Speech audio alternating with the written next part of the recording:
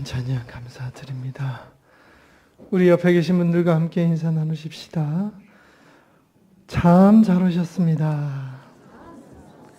환영합니다. 축복합니다. 하나님께 영광. 고맙습니다.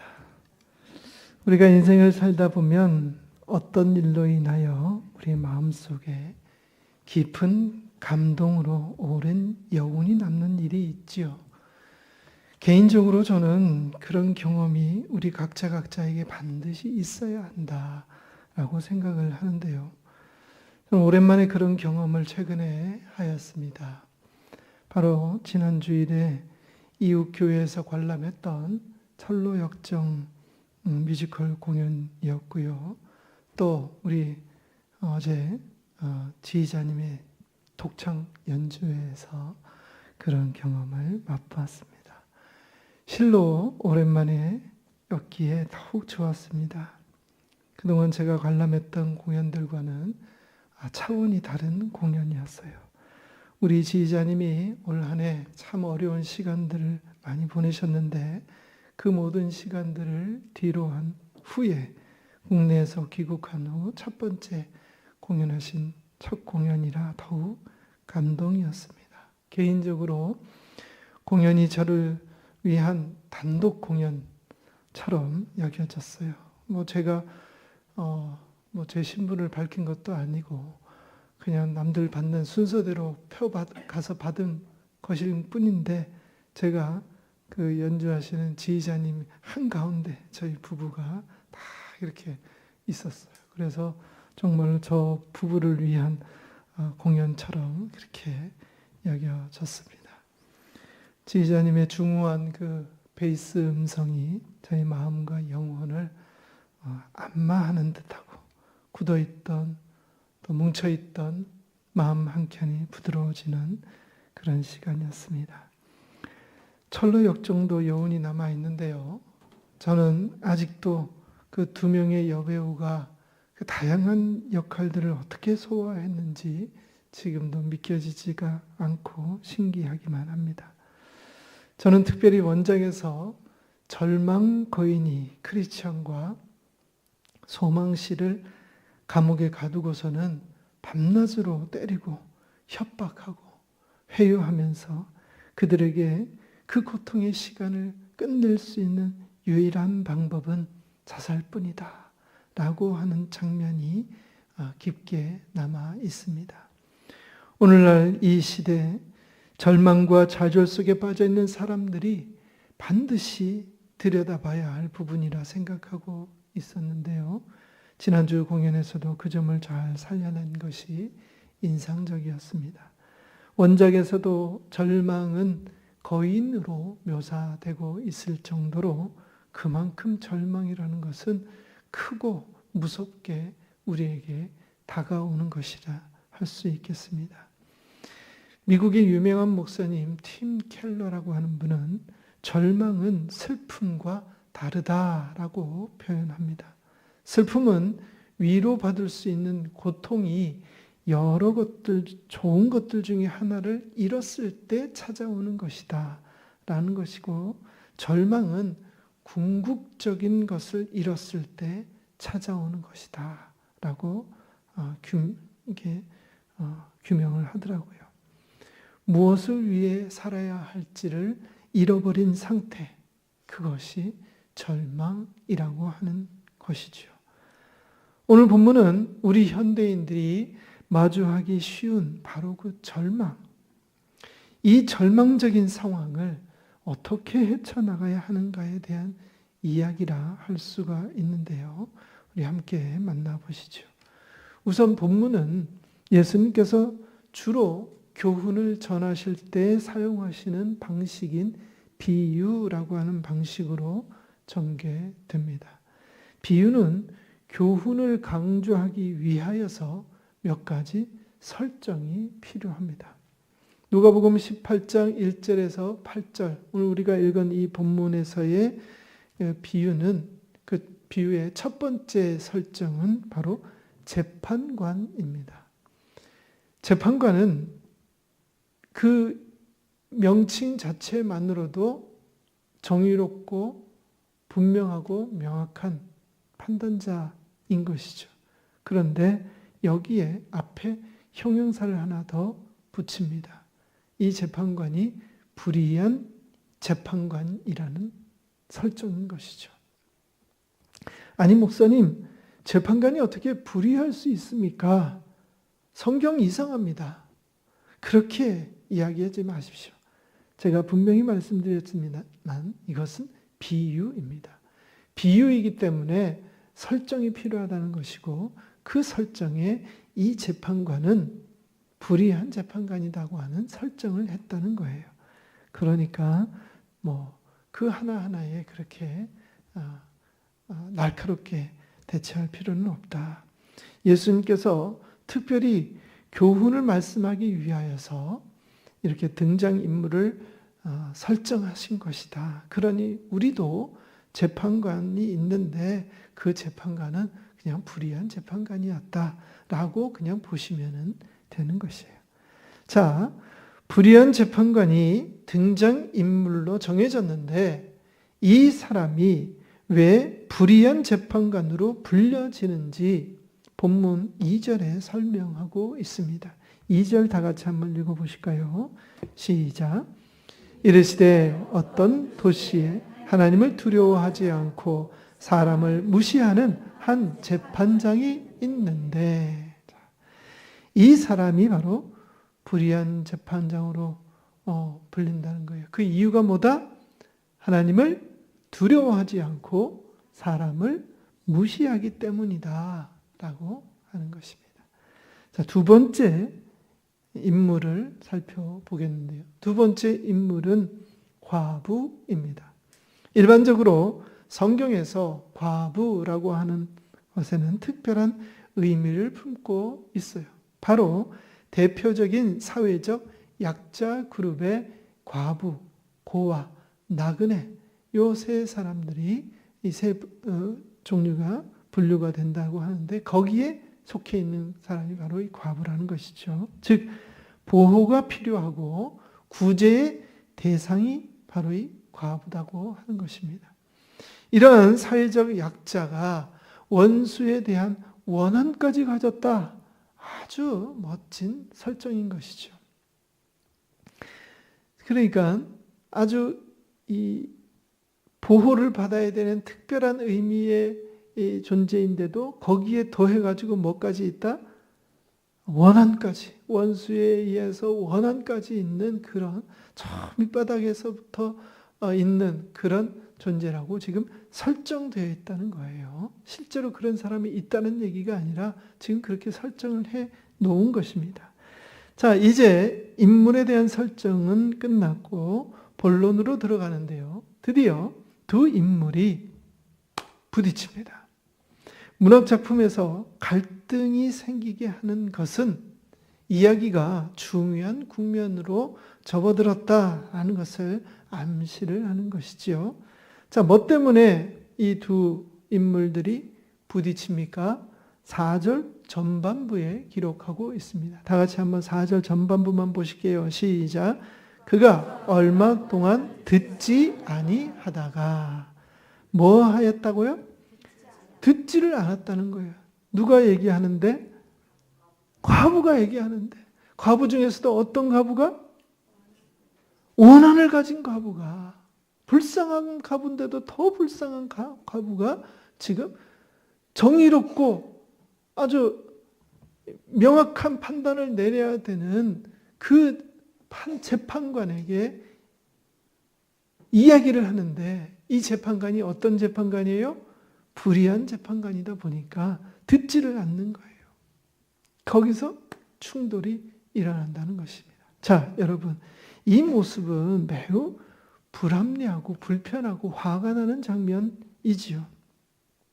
다른 사람도 아닌 힘없고 연약한 사람이 어려움을 겪고 있으면 도와주어야 하는 것이 인지상정 아닙니까? 우리는 그렇게 배워왔잖아요. 그래야 한다고 우리 사회가 인정한 바 있는 것이 아니에요. 그렇게 당연한 것이 당연하지 않게 되었다고 오늘 이 예화에서, 비유에서 말을 하고 있는 것입니다. 더욱 안타까운 것은요, 지금 과부와 재판관의 갈등은 교훈을 주기 위한 예수님께서 비유로 말씀하신 설정일 뿐인데도 실제 있었던 일이 아니라 설정한 거예요. 그렇다고 우리가 이제 얘기를 합시다 라고 설정을 한 거라는 얘기죠. 그런데도 불구하고 가만히 보면 비유에서뿐만 아니라 우리가 지금 사는 세상에도 이와 같은 일이 일어나고 있다는 것이에요. 억지로 설정된 사회 현상이 아니라 이미 우리 사회에서 이 정도 일은 일상 다반사로 일어나고 있는 일이다라고 하는 것을 우리는 인지하고 있지 않느냐 하는 것입니다. 이미 우리가 사는 이 세상은 이런 불합리한 세상에 익숙한 사회가 되었는데 과연 이런 사회에서 기도하는 것이 무슨 의미가 있느냐? 이런 사회에서 낙심해야 되지 않느냐? 근데 낙심하지 말라는 거예요. 오늘 본문 1절에 보니까 그와 같이 얘기하고 있죠. 18장 1절에 다 같이 시작. 예수께서 그들에게 항상 기도하고 낙심하지 말아야 할 것을 비유로 말씀하신 거예요. 그러니까 기도해야 합니다. 낙심하지 마셔야 합니다. 내가 그것에 대해서 내가 비유로 설명해 줄게요. 라고 하는 그 비유인데 이것이 합당하지 않다는 얘기예요. 예수님께서 이 비유를 하신 이유가 뭐냐? 우리가 읽지는 않았지만 이 앞장인 누가복음 17장 22절에서 37절까지의 이야기가 때문에 이 18장이 시작됩니다. 17장 22절 37절에 무슨 이야기를 하느냐? 예수님께서 재림하신다는 이야기를 하고 있어요. 그러니까 세상이 심판받는다는 겁니다. 망한다는 거예요. 끝이 난다는 거예요. 멸망한다는 것입니다. 종말이 온다는 것이에요. 이렇게 다가올 종말의 때에 그렇다면 우리 믿음의 사람들은 어떻게 해야 하는가? 그거를 18장부터 하나씩 얘기하는 거라는 얘기예요. 그 첫 번째 비유가 바로 과부와 불의한 재판장에 대한 비유라는 말씀입니다. 그 과부와 재판장의 비유에서 뭐 하라고요? 기도하라. 낙심하지 말아라. 마지막 때가 왔음에도 불구하고 기도해야 한다. 낙심하지 말아야 된다. 이 말을 하기 위해서 18장 1절에서부터 8절까지 과부와 불의한 재판장의 비유를 얘기하신다는 말씀이에요. 그런데 마지막 때에 세상의 종말의 때에 믿음을 지키며 살아가는 사람들이 있다면 이러한 참담한 일이 일어나더라도 기도를 멈추지 말라라고 말씀하고 계시는 것입니다. 아무리 낙심되고 아무리 절망되는 상황이라도 절대로 주님 손 놓지 말라라고 말씀하시는 거예요. 여러분들, 사람들은요, 노력해보다가 안 되면 어떻게 합니까? 포기하죠. 대부분의 사람들이 포기합니다. 다른 길을 선택하지요. 해보고 안 되는 꽉 막힌 곳에서 멍하니 서 있지만은 않습니다. 그런데 이 과부는 자신의 요구가 관철될 때까지 자주 그에게 가서 탄원했다라고 하는 것이에요. 들어주지도 않는데, 사람 취급하지도 않는데 그럼에도 불구하고 계속 탄원하더라는 거예요. 이건 역시 설정이기는 합니다. 이건 역시 예수님께서 설정으로 삼아 놓으신 거예요. 그러나 이 설정이 예수님께서 우리에게 교훈하시고자 하는 핵심 내용입니다. 그 상황에서 어떻게 하라고요? 계속해서 탄원하라. 계속해서 기도하라 라고 하는 것이죠. 재판관은 하나님을 두려워하지 않는 사람이었어요. 또한 이미 사람 위에 군림하는 재판관이기 때문에 사람들도 존중할 필요가 없다고 여기는 그런 사람입니다. 그런 그에게 심경의 변화가 찾아오죠. 5절입니다. 다 같이 읽어볼까요? 5절 시작. 이 과부가 나를 번거롭게 하니 내가 그 원한을 풀어주리라. 그렇지 않으면 늘 와서 나를 괴롭게 하리라 하였느니라. 아멘. 재판관이 과부의 탄원을 들어준 것이 그녀가 자신을 괴롭게 하기 때문이라는 것이에요. 재판관의 마음이 바뀐 것이 하나님 때문이 아닙니다. 재판관의 마음이 바뀐 것이 주위의 사람들의 시선, 그 차갑고 따가운 시선 때문이 아니에요. 재판관의 마음이 바뀐 것은 그녀가 집요하게 탄원을 하면서 그를 괴롭게 했기 때문이라는 것입니다. 불의한 재판관도 이러한 집요한 탄원에 무너져서 들어줄 수밖에 없는데, 하물며 하나님의 자녀들이 하나님께 부르짖는데 하나님께서 들어주시지 않겠느냐, 이 얘기를 하고 있는 거예요. 사랑하는 아천의 교우 여러분, 어떠십니까? 예수님의 비유처럼 끝까지 포기하지 않고 하나님께 매달리실 수 있으시겠습니까? 아멘. 꼭 그렇게 하시기를 간절히 바랍니다. 아멘. 그런데 말이죠, 오늘 본문 마지막 말씀이 남아있어요. 우리 다 같이 한번 읽어보십시다. 8절입니다. 시작. 내가 너에게 이르노니 속히 그 원한을 풀어주시리라. 그러나 인자가 올 때에 세상에서 믿음을 보겠느냐 하시니라. 아멘. 자, 8절 전반부의 말씀처럼 그 원한을 풀어주시리라로 끝나면 참 좋겠어요. 그러니까 조금 전에 여러분들이 제가 그렇게 하시기를 원합니다. 믿으십니까? 그러니까 아멘 하셨어요. 그런데 후반부에 이상한 말이 하나 달렸어요. 이상한 토가 하나 달렸습니다. 화장실 갔다가 마무리를 덜 하고 나온 기분이에요. 그러나 인자가 올 때에 세상에서 믿음을 보겠느냐, 이게 뭐 어떻게 하라는 얘기인지 모르겠어요. 여러분의 믿음 얼마나 되십니까? 가뜩이나 믿음이 부족한 것이 늘 마음에 걸리고 자신감이 없는데, 인자가 올 때에 믿음을 보겠느냐라고 이렇게 말씀하시니까 더 불편해요. 그나마 수많은 목사님들이 주일 말씀을 전하실 때에 믿으십니까? 믿습니까? 라는 말씀에 아멘 하고 대답한 것이 내 믿음의 전부라고 여기면서 불안해하고 있는데, 이런 말씀까지 들이 그거 믿음을 보겠느냐? 이런 말씀을 들으니 정말 정신이 번쩍 듭니다. 무서워요. 저는 목사이다 보니까 그 누구보다 이 말씀이 무섭고 부담됩니다. 여러분들은 어떠신지요? 앞에서 실컷 어떠한 절망과 좌절이 있다 하더라도 포기하지 말고 끝까지 기도하면 반드시 들어주십니다. 불의한 재판관도 귀찮아더라도 들어주시는데 우리 주님께서 우리의 부르짖음에 응답하시지 않으시겠습니까? 라고 말씀해 놓고는 마지막에 그런데 믿음을 보겠느냐? 라고 하시니까 이거 끝까지 기도하란 말인지 어쩌란 말인지 헷갈립니다. 8절 마지막 말씀에 믿음을 보겠느냐라고 하는 이 말씀은 수사 의문문으로서 진짜로 그러한 믿음을 보지 못할 것이다 라는 부정적인 답변을 내포하고 있는 것이에요. 야, 진짜 그럴 것 같아? 라고 물으면 그 말은 무슨 말이에요? 그럴 수 없다라고 하는 말이죠.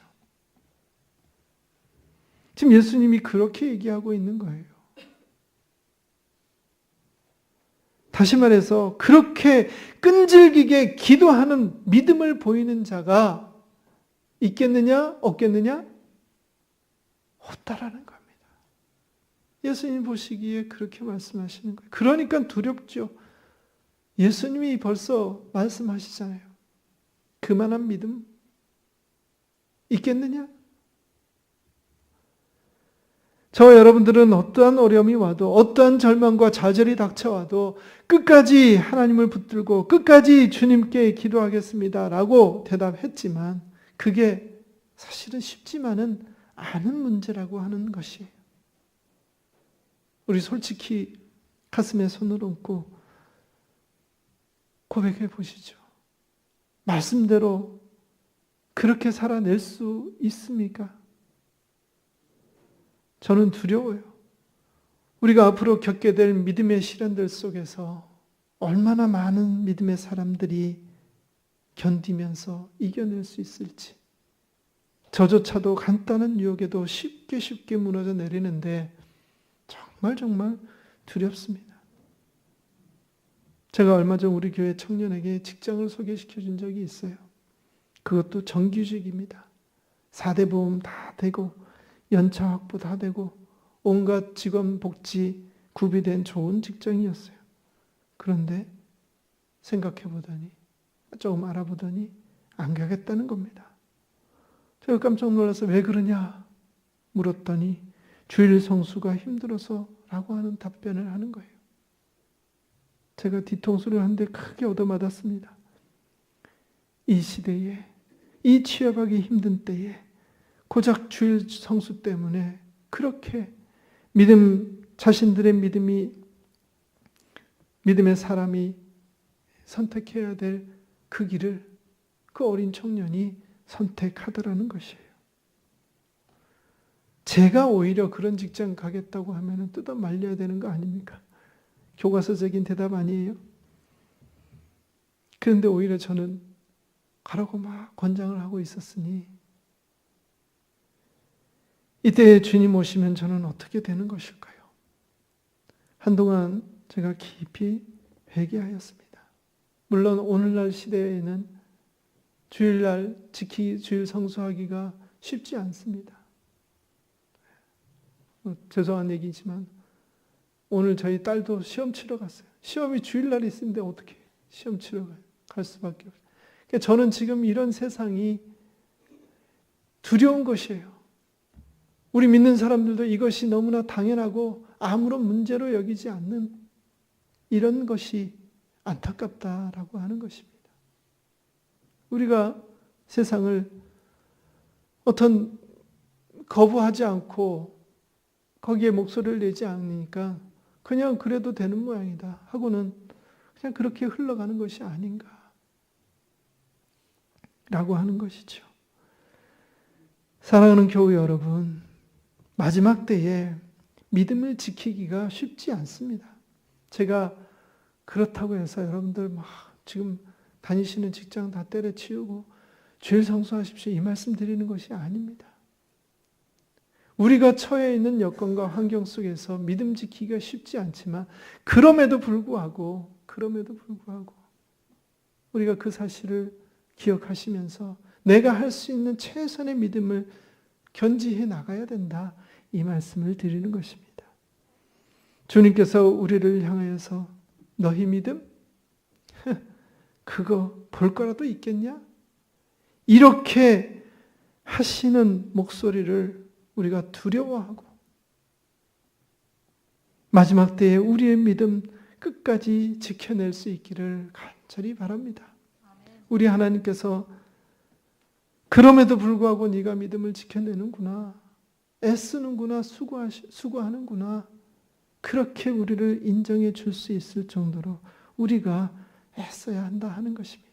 또한 이 길은, 이 험한 길은 나 혼자 걷지 않도록 하셨습니다.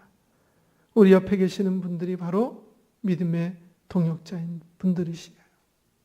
철로 역정에도 처음에는 크리스찬이 혼자서 길을 걷지만 하나님께서 그에게 믿음씨를 붙여주시고 또 나중에는 소망씨도 붙여주시면서 결국에는 천국에 두 사람이 함께 걸어간 모습을 봅니다. 혼자서 힘들고 죽을 지경에 놓여 있으니까 옆에 있는 소망씨가 소망을 불어넣어주며 이기며 끌어주고 당겨주고 본인도 소망씨를 그렇게 하면서 그렇게 하나님 나라 천국으로 가더라 하는 것입니다. 오늘 우리의 믿음의 여정 힘들고 어렵지만 우리 주위에 계신 분 지금 손 한번 꼭 잡아보시고 함께 갑시다. 도와주겠습니다. 도움 받겠습니다. 서로 그렇게 의지하시면서 이 험한 길 반드시 승리로 이끌어내시는 저와 여러분들 되시기를 주의 이름으로 간절히 축원합니다.